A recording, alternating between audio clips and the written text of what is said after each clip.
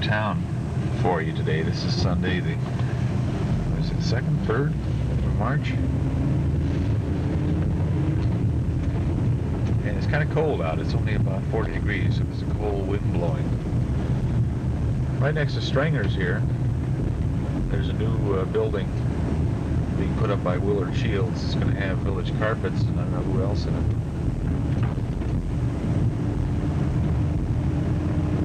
The auto dealer is renting Swarthout's old place here.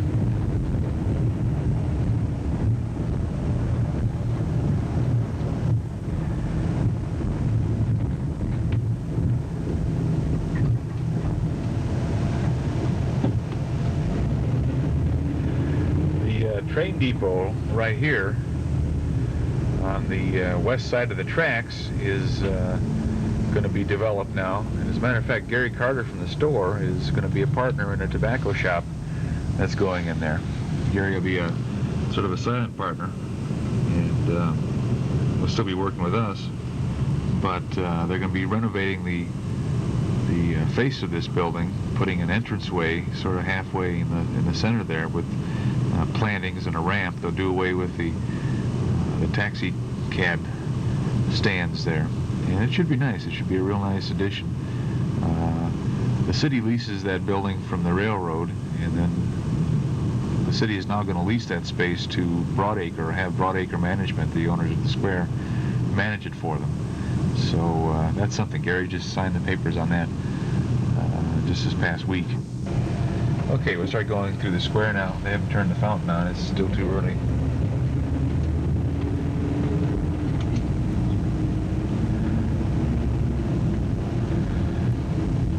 No change on this side other than Frank Ronaldo lost his lease. He's looking for a new space.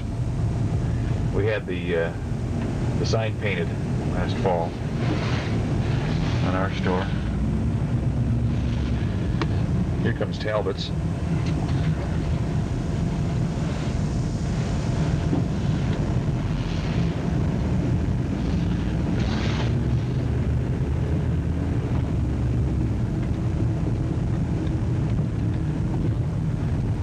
They're doing work right now on Tom Grant's space.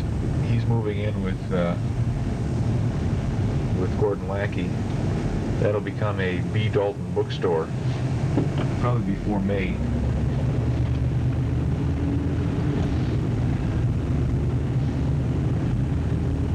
Now, if you see the new face of Walgreens building, it's their remodeling there. But one thing about the Gary buying tobacconists, that's the Churchills of Birmingham, that old place. They're moving out of the space they have on Western Avenue, and Pat and his operating partner, John Hazler, may move their Clockworks and Wings and Things into the old tobacconist shop. Coming up Deer Path now, we'll take a turn down here and let you see Pasquazi's building in the daylight.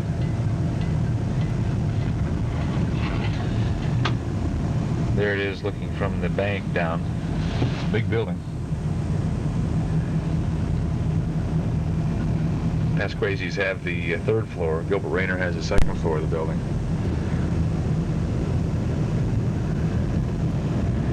We'll take a spin around. Rumor has it Archer N starting a new condo building right next to the Deer Path Inn here on that property he has down there.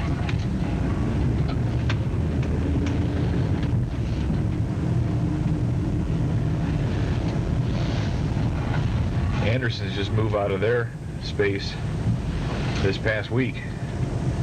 1st of March, they're out of there. They're in Lake Bluff now.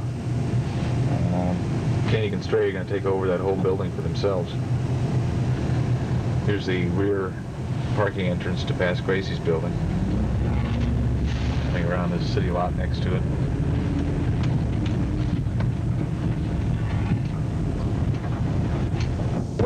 Western Avenue now, going past the old A&P shopping center.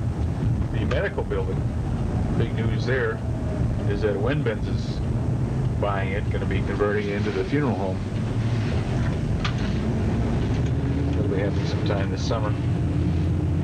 Don't know what's going to happen with Wenben's old space. Going down Bank Lane now, just crossing Deer Path. Then you see the plantings on Bank Lane, the way they sort of narrowed this down here.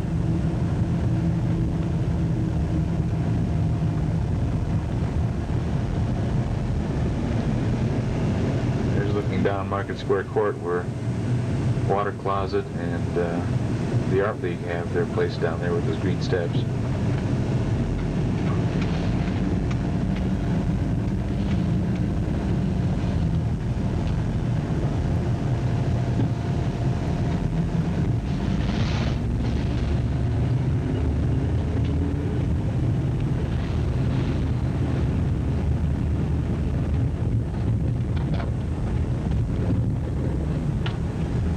Again's the train station that Gary will be taking over probably within a month or so.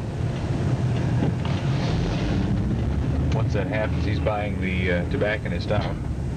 Once that happens, that'll leave the tobacconist space, which is right there. Leave that open for possibly Pat taking over. We're going to go out to Lake Bluff now. I'll show you the warehouse space we rented, and then I'll come back. I've got to come back with Mary Lee to do some inventory counts, so we'll give you a look around the store as it is now. Show you the new computer system and stuff after we go out to Lake Bluff and I go back to pick everybody up. We're going north on Waukegan Road now. This road is in really pretty awful shape, and it's scheduled to be repaved, completely redone this summer. It's about time.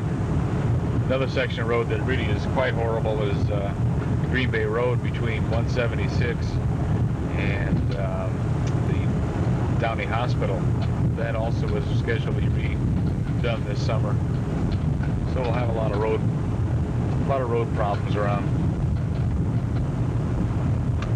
Taking a turn here onto Sherwood Drive. That's where Westminster has their building, of course. That's down the end of the street is where our warehouse space is.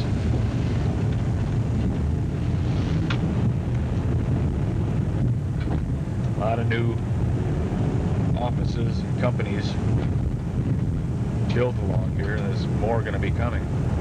In fact, there's a new plot of land between Shepherd Chevrolet and this development that's going to be started next summer. So there's all kinds of activity out here.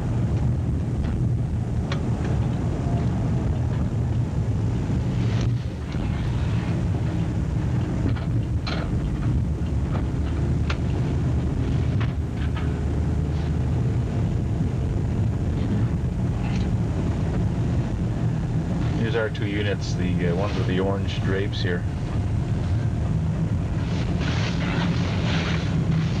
Number 7 and number 8. We're inside now. This just shows how this unit's set up. There's a sort of a reception area, and then they're meant to have offices in the front part. We've got this full of fixtures and stuff right now, but offices in the front, and then in the back, warehouse space. We'll take a walk back to that warehouse space. Here we are back in the warehouse space of the unit. Each one of these things, I think we've got about 750 square feet back here. We use in this unit just basically for storage of national stuff, some paper, although most of the bulk paper is over in the other unit. We'll get over there.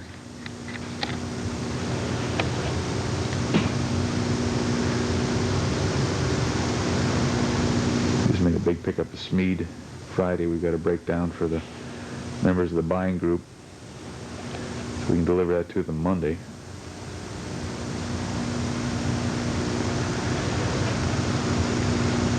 Let's go next door and see all the bulk paper. We're in the back of unit number 8 now, and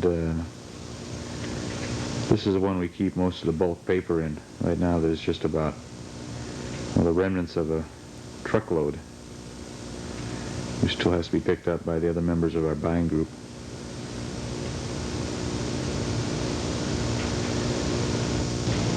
units are kind of nice because they have a nice skylight in the ceiling of each of the warehouse spaces, and it hardly makes it necessary at all to even turn on a light during the daytime. Truckload of paper consists of 10 skids like this. You see 1, 2, 3, 4, 5, 6 skids there. So we just got a truckload in this week.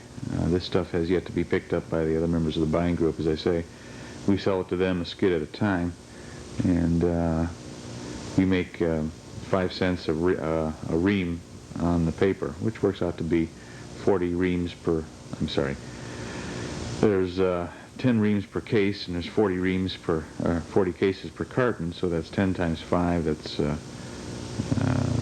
50 cents a case, and 50 cents times 40 is $20 a skid we make just to receive it here and store it until they pick it up, and they pick it up very quickly, so that's not the problem. The problem is, of course, we have to have this floor space empty, so when the semi arrives with the paper, we got a place to put it. We also had to go out and buy a one of those forklift things, the manual forklift things, which cost $400 to be able to move this around, but that'll be paid for very quickly, and then everything after that is sort of gravy profit, as they say. Well, we're up in the office of the at the store now. I just wanted to show you some stuff up here. There's our computer. That's it. That box that sits on top of the safe is what does all the stuff that it does. Not real large.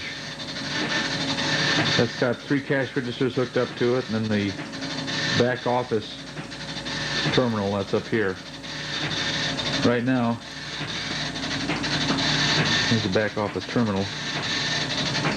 This is TV screen type of thing with a movable keyboard. The black thing is the keyboard for the terminal.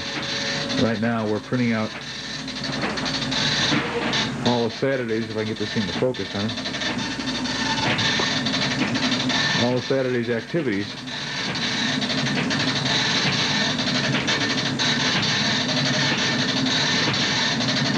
Here we come.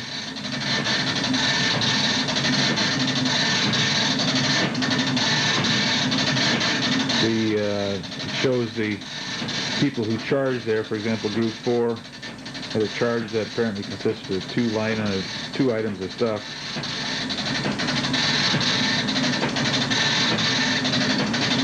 Right now, this machine is just spitting out, giving us actually a minute by minute, because it goes by time there. See, we're at 12:15, 12:17. And this is cash register number 2, which is the one in the basement. Well, still on register number 1. That's the main register upstairs. I'll show you how the registers work in a second here. But this is just printing out all the information, so in case we have to go back and trace somebody's charge, we can do that. This is just the first step of the processing of the day's work. We're here today just getting set for Mary Lee's lamp sale, which is starting tomorrow. It's a blown-up copy of the mailer we sent out. And we've got to reprice and reticket all of the lamps in the new storeroom here, so we can put them on sale tomorrow for a week. Okay, here we are down at our what we call cash register number 3. It doesn't have a cash drawer. It's just got those little boxes underneath we put the money in. We use this either upstairs or downstairs, wherever it's busiest, so it gives us a 3rd cash register. Casey's going to show you how easy it is to charge to your account here. Okay, Casey, if you now put in 10, 10. Okay. Yep. And that says my name. See, that's my clerk number. Now hit return again. Okay. Now you want to put in 2 and return. That tells the machine that we're doing a charge. Okay. Now it asks for the in-house charge account number, which we don't know what Grandma and Grandpa's is. So what you have to do, Case, is type in HEL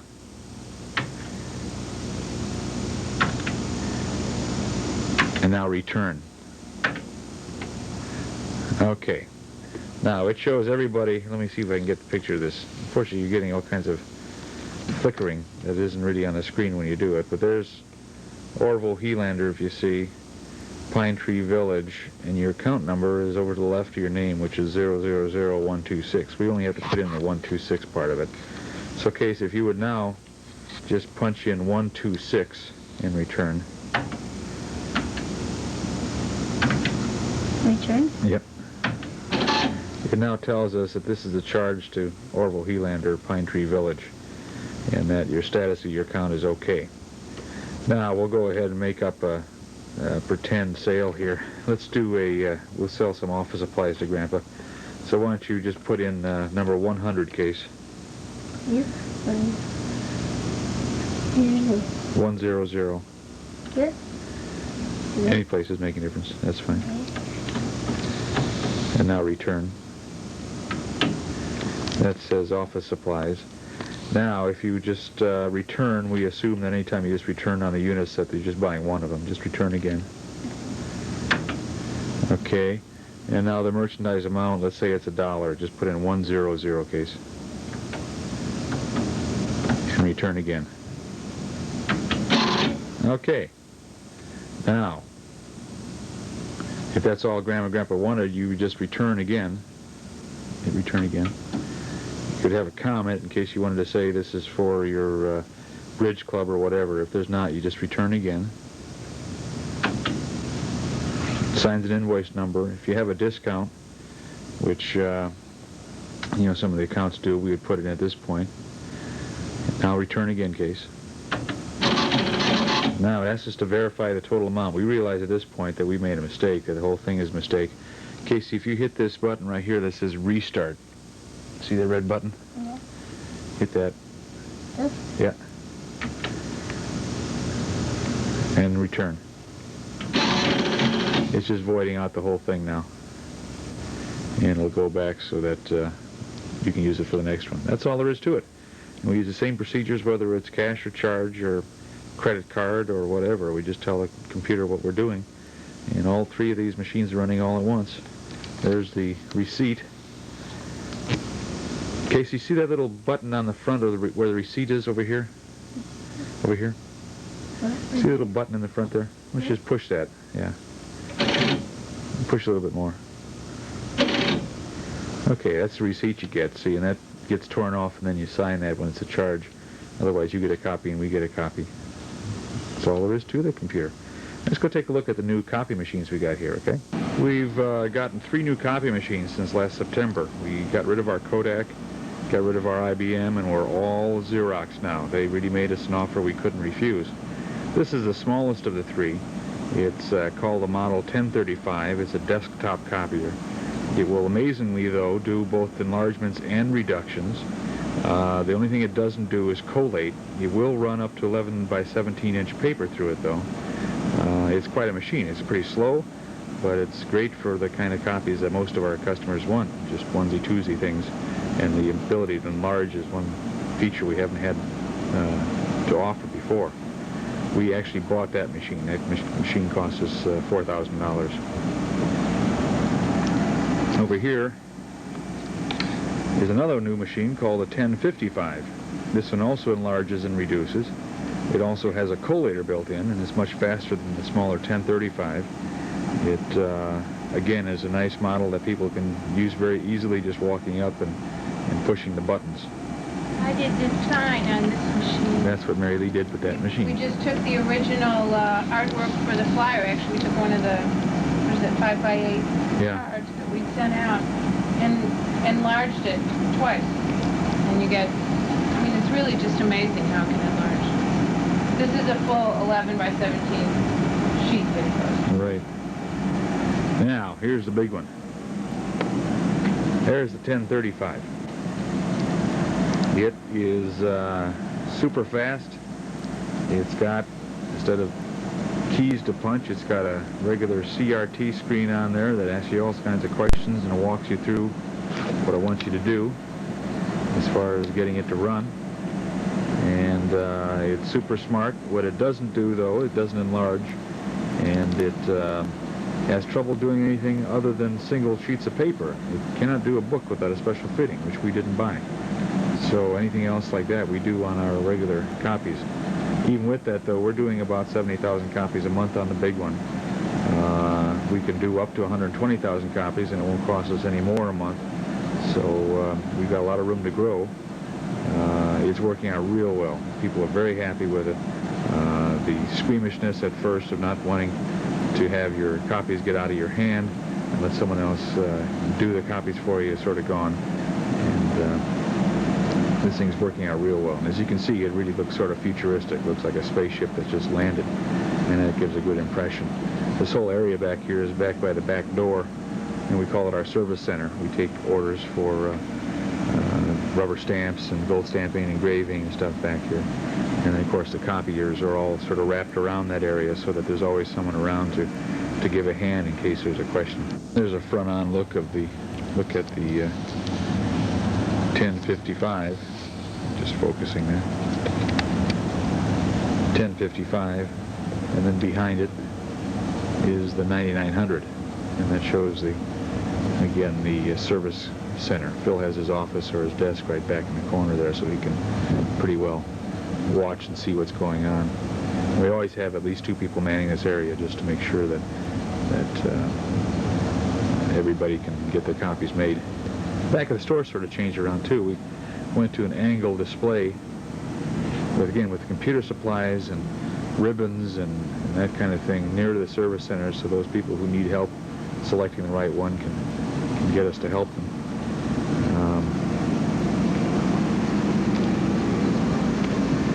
This is what we call affectionately our iron wall. It's an 8-foot high wall that stands sort of in the middle of the store, and there's the checkout area up there.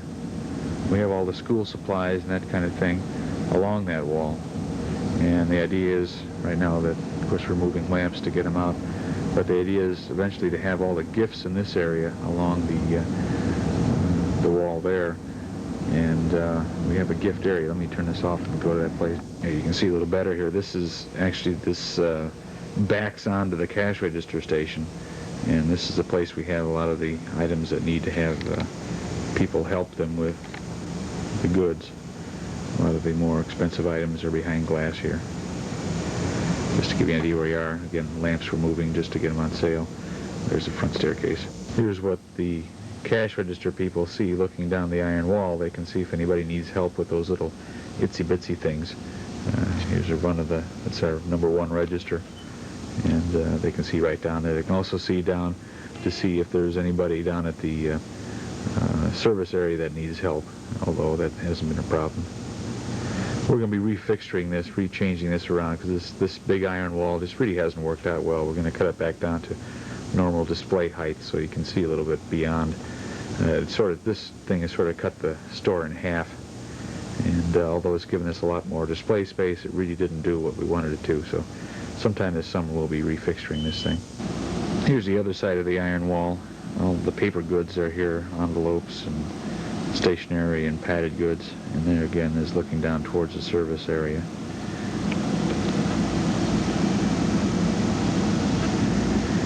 There's the back corner of the store. Here's a cash register down in the basement. Again, it's the same place it used to be, right at the bottom of the stairs. And that's where the cash register fits in. I'll give you the whole cook's tour today. This is the new computerized engraving machine, which we've had for a year now, which really has worked out well. I can do all kinds of multiple jobs. I can commit to memory anything that I do, so that if I need to do it again, I don't have to completely reinvent the wheel. Let's focus on that screen. It's got a real tiny little screen, but of course it tells everything you need to do. You just type in your information there, and the computer will actually draw out a picture of what you want to do. And I'll do a sample thing right now very quickly just to see what I've just basically here done a real simple job. I told it to make let me see what a 5-inch tall, 8-inch wide plate done in triple line Roman block, 2 inches tall, would look like with Helander put on it. The base of the baseline of that line is going to be 3.5 inches down from the top, going to have a half-inch margin on the left and a half-inch margin on the right. I'm going to tell it now to draw this picture for us. So just hang on a second. I'm just going to go out of focus, but I'm going to hit Shift Compute, and we go back, and the machine actually is going to draw that plate out for us, and then actually show us what our name would look like done on that plate.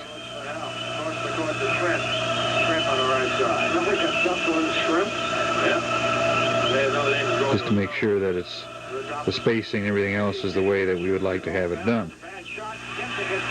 Now, if we made a mistake in spelling or decided we want to change it, we could go ahead and do that before we tell the machine that this is the plate that we want to have done.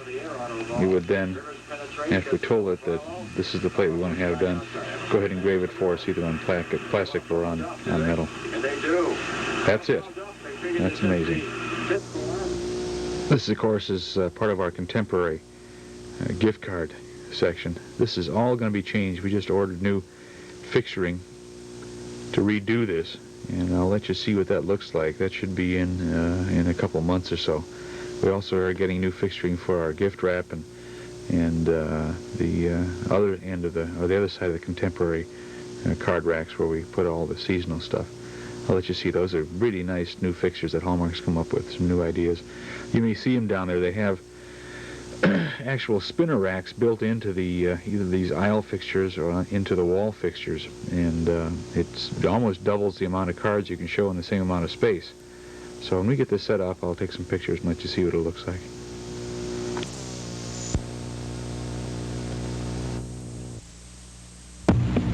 Birthday.